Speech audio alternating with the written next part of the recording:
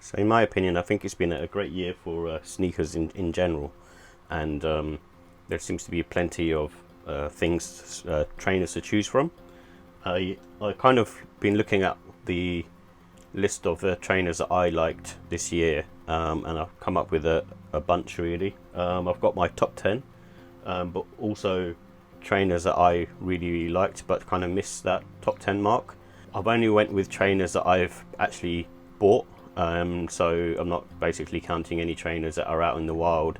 Reason for that is I base it upon my budget, and B, I also think that you need to see the trainer in hand before you can sort of make a full-on analysis of the trainers. So you can sort of see it in hand and see how it looks and how it feels, and then from that perspective you can kind of then sort of say, okay, I like the sneaker, I don't like the sneaker. Granted, you can't do that with a lot of sneakers, where especially when they're collabs and they're limited, so there's a limited time where you can sort of grab those, but the only thing you can sort of do is obviously go into a sneaker store. With that said, let's get the list together. So the first one is the Kogorashi GT2160 ASICS.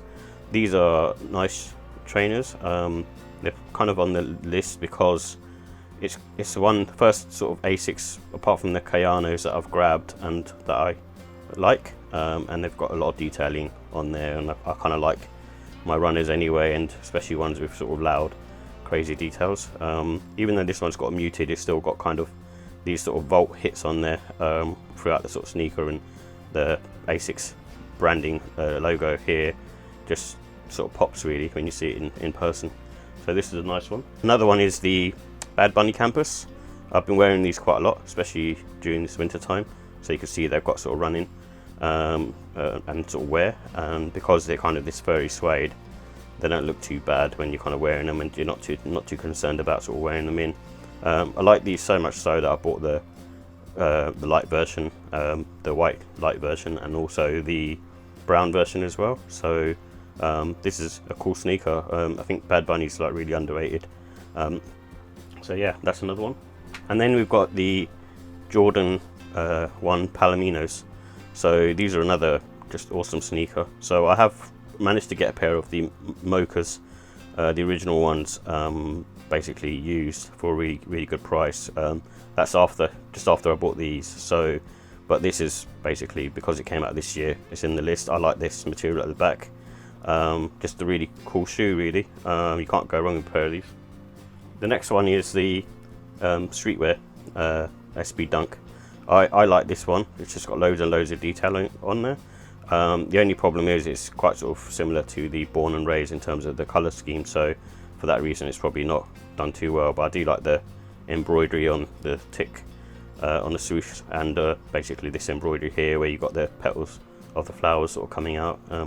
Just another sort of clean, nice sneaker. Then I've also got the Wash Black. This just literally sort of missed the top 10 as well, but originally I was not sure about buying these, and then I saw people with them on feet, and thought I needed to basically have them in the grab them basically before the price goes up. I think this particular one, the price is going to sort of climb steadily over time, so I think best to sort of grab it now because I can see the prices rising on these ones. The next one is the Yutos. So this one again, it's just a really clean colorway, but because there's been so many dunks this year that have been awesome, I think this one again just sort of missed that mark. And I have another pair of ASICS. So this is the Glacier HAL Studios collab, and this one I really like. Again, you probably see a lot of the theming here. I go for quite a lot of sort of neutral trainers just because they're easy to sort of put on and wear. So this is another ASICS model. They're very comfortable as well on foot, and a little bit similar to a 2002R, but maybe slightly more firmer in that respect. I also like the insole as well. The insole's kind of, I don't know, it just feels like a leathery material, which I really like. This Colour Plus Saucony grid shadow that I've got these on sale for like £76. So I picked these up quite recently, and another underrated shoe as well. And even though this year has been the year of the airship, it hasn't really taken off that well. See a lot of them sort of on sale. I grabbed these because I felt like they were limited at the time, but you can still sort of see the sizes about. But just really like the detailing on the back of this one. Every Game, another sort of clean sneaker in university blue. Probably not a fan of the cracked leather, but in all honesty, it's still a very nice trainer.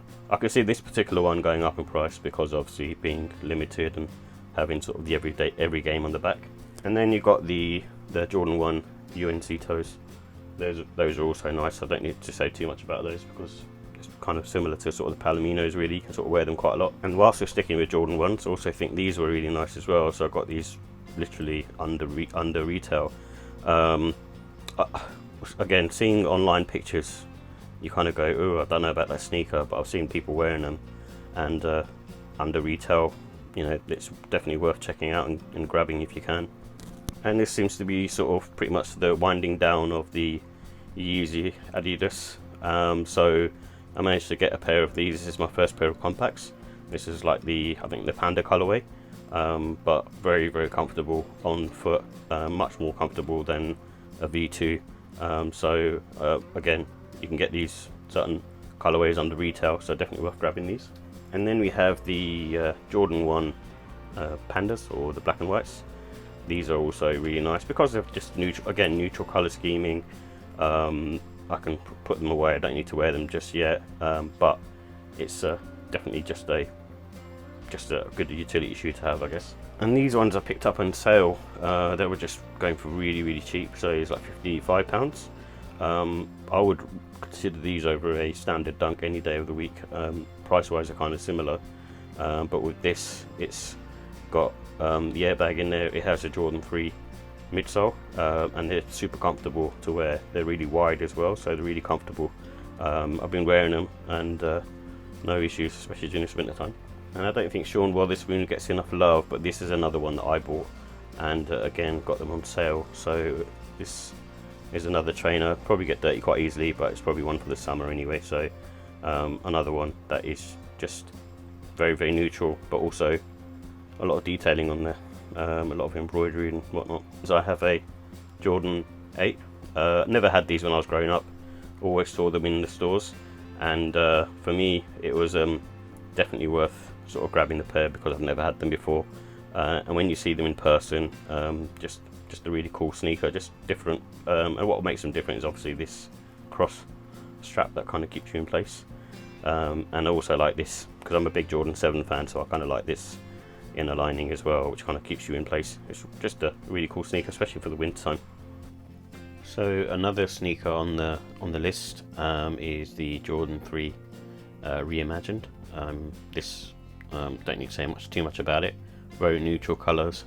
This is my first actual pair that I've actually bought, and I've got them on retail, thankfully. And just a cool shoe. Remember when these came out back in the 80s, but was never able to get them in the UK as far as I remember anyway. So I'm glad to be able to own them now, especially in the sort of OG format with the Nike Air on the back. Just a cool shoe, and it's reimagined in the sense that it's not too reimagined where you've got, you know, sort of funky colours and funky materials. It's just kept very simple and just a little bit of aging in the sort of heel tab and the sole. So for that reason, it's on the list. So another trainer that's on my list is basically the Air Max Plus or Air Max Tuned. This one is basically a amalgamation of the first 4 OG Air Maxes that released, and I think they just nailed it with this one. The colour scheming in general, so you've got the kind of blue going over to this kind of reddish sort of maroonish colour. It's just awesome, and then it's got the patterns for the original OG on there as well. So just a cool sneaker. I think they just made it really, really nice. And then also like the midsole with the different hits, just works really well, you know, especially when you put them on feet. So the last on my honourable mentions list is the Nike Invincible Run 3. Basically, just when I put these on feet, it was just something completely different and not something that I've kind of had before. So, and I don't mean it's like a massive game changer, but the sole itself just feels really different and new, and really supportive as well. So I've kind of seen, you know, the likes of the Boost, and I haven't tried, for example, Light Strike yet, but also New Balance Fresh Foam. Those sort of technologies where you've got sort of the softer foam, especially for, you know, when you're running. I don't do much running, but I was kind of curious about these because of the reviews I've seen. But I think this trainer in particular, it just feels different on foot, and when you kind of feel it on foot, you kind of feel a bit like, you know, this is something that I want to wear all the time. What I also like about it, it's got a wide base at the back, so especially when you're running, you feel really stable as well. So I kind of like that about it, and it feels like it kind of jumps quick off the foot as well. What I don't like is just the upper. It just feels a bit cheaply made, really. It's kind of this kind of synthetic Flyknit material, but just feels rough. Even kind of on the inside, it's not great. So for that reason, I think that's my kind of reason why I wouldn't put it in my top 10. But it is a game changer in terms of the sole technology itself.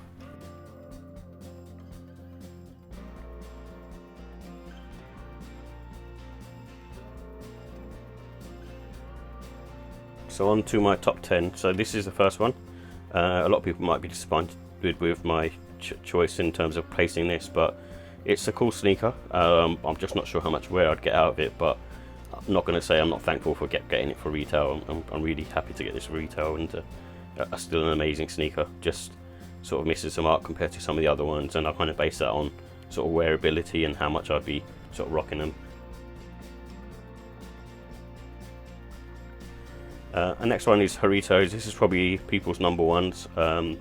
This one, I think, again, it's a really cool sneaker as well, but I think there's other sneakers that I like a lot more. So for that reason, it's on the number 9. Number 8 goes to the Jordan 4 SBs. This is a really cool sneaker, but I think my only issue with it is sometimes when you have it on foot, it just feels a bit too bright. It just feels a bit really bulky. I like the fit of it. I like the comfortability.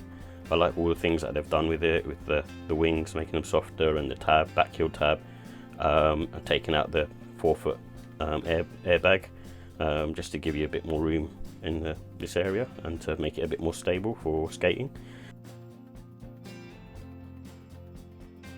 And then the next one is the J Balvins. So this is the Jordan 3s, which are quite caught me by surprise, really. I think these are, again, another nice sneaker.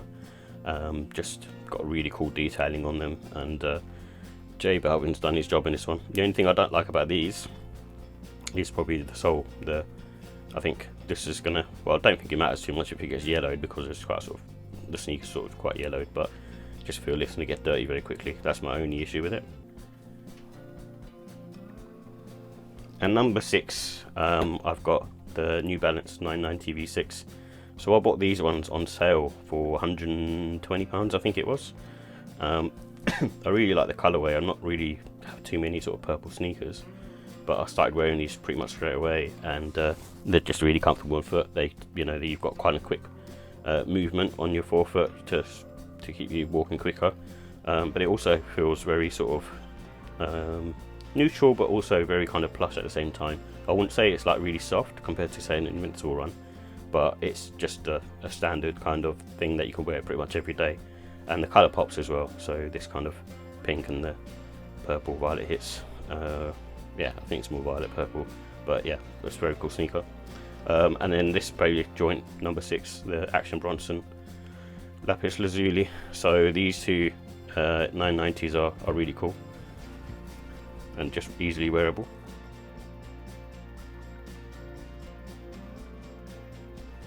So this was a Zoom Vomero 5, has the Photon Dust colorway, so it's basically slightly got a kind of greyish bluish hint to it, very slightly, but this trainer I've been wearing it over the summer. I've got a lot of compliments. I really like the trainer as well. I think it's just a really cool trainer, especially what they've done with it. It's just kept it simplistic, but it's got great sort of metal hits.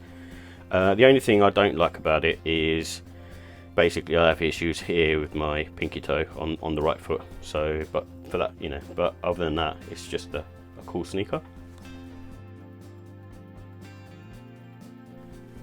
So this one is like the Air Max 186. They just feel a lot nicer on feet. than the standard Air Maxes. Just a bit more sort of plush really. I think the cushion, because it's bigger, it just gives you a little bit more bounce. I wouldn't say it's like a night and day difference, but there is a difference in my opinion. Just a really cool shoe. I have like the Obsidian ones, which I've got kind of late summer. This is also a very cool colorway and probably more wearable, but this is sort of signature Nike OG. Well, both of them are OGs, but this is probably the main one that came out originally back in the 80s. What I don't like about this one is just basically, as I've been wearing them, they're kind of, the toe box in general is just kind of sort of warped a bit, as you can sort of see here. So when I'm wearing them, they kind of just look like that anyway, so they kind of have this weird line on them, but still a cool sneaker though, just definitely wearable. And then we have number 3, which is the Crenshaws.